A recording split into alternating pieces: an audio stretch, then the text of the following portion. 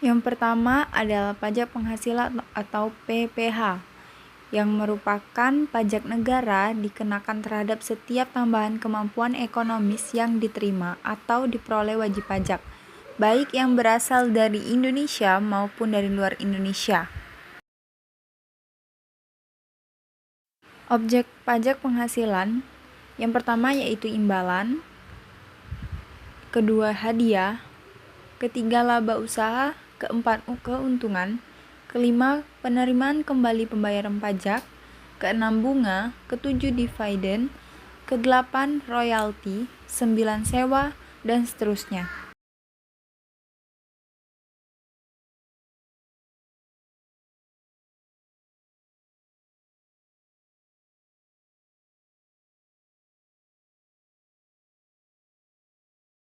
Berikut contoh dari perhitungan PPH. Diketahui gaji pada sebulan Ahmad Zakaria yaitu 10 juta.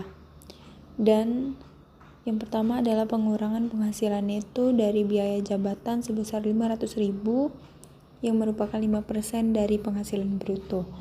Dan ditambah iuran pensiun 100.000. Jadi jumlah pengurangannya adalah 600.000.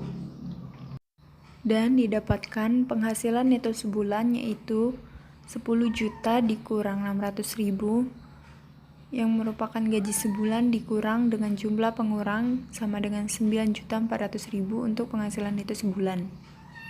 Penghasilan neto setahun dari penghasilan neto sebulan dikalikan dengan 12 bulan menjadi 112.800.000 dengan PTKP sama dengan 54 juta ditambah 4.500.000 sama dengan 58.500.000 dengan penghasilan kena pajak yaitu 112.800.000 dikurang 58.500.000 sama dengan 54.300.000 dan dihasilkan PPH pasal 21 terutang setahun sama dengan 2.500.000 ditambah 645.000 menjadi 3.145.000. Jadi PPH pasal 21 sebulannya yaitu 3.145.000 dibagi 12 bulan sama dengan 262.083 rupiah.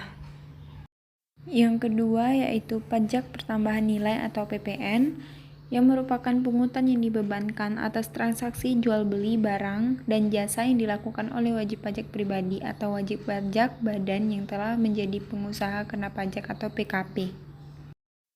Objek PPN diatur di pasal 4 UU PPN di mana disebutkan bahwa PPN dikenakan atas penyerahan BKP, impor BKP, penyerahan JKP, pemanfaat BKP, dan selanjutnya.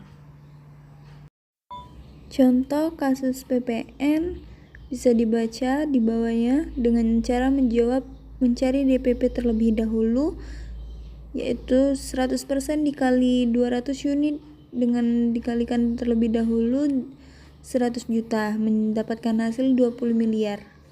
Setelah diketahui DPP maka akan hanya mencari hitungan PPN yang akan disetorkan kepada pemerintah dengan cara sebagai berikut. PPN sama dengan 10% dikali 20 miliar mendapatkan hasil 2 miliar. Yang ketiga itu pajak penjualan atas barang mewah yang merupakan pajak yang dikenakan atas transaksi barang kena pajak yang tergolong mewah baik diproduksi dalam negeri maupun impor.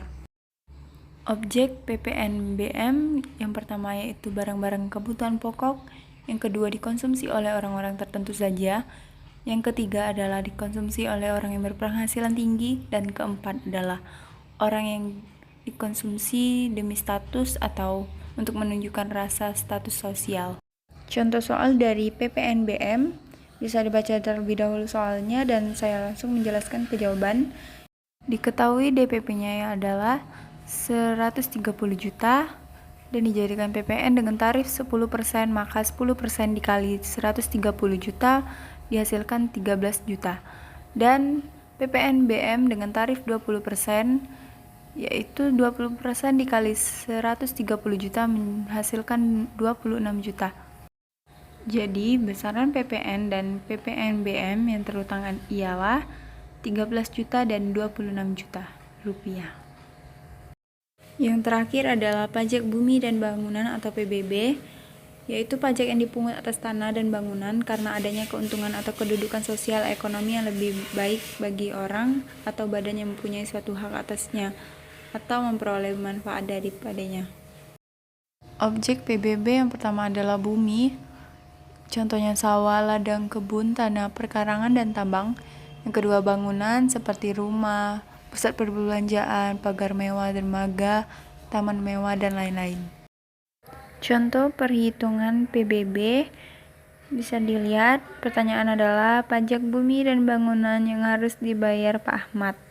Yang pertama, menghitung NJOP atau nilai jual objek pajak yang totalnya menjadi 2.650.000.000.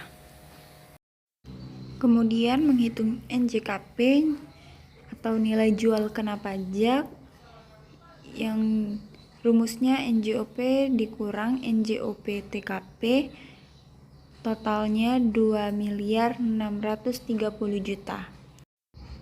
NJOP TKP merupakan nilai jual objek tidak kena pajak. Setelah mendapatkan nilai NJKP, kemudian barulah menghitung PBB terutang dengan rumus tarif dikali NJKP atau nilai jual kena pajak sama dengan 0,25% dikali 2.630.000.000, totalnya 6.575.000. Jadi untuk aset senilai 2.650.000.000 dengan pajak bumi dan bangunan yang harus dibayar Pak Ahmad sebesar 6.575.000 rupiah. Sekian video dari saya, semoga bermanfaat, dan apabila ada yang salah mohon dikoreksi, dan jika kurang mengerti saya mohon maaf sebesar-besarnya karena saya juga perlu belajar lebih lanjut lagi tentang perpajakan. Sekian, terima kasih. Wassalamualaikum warahmatullahi wabarakatuh.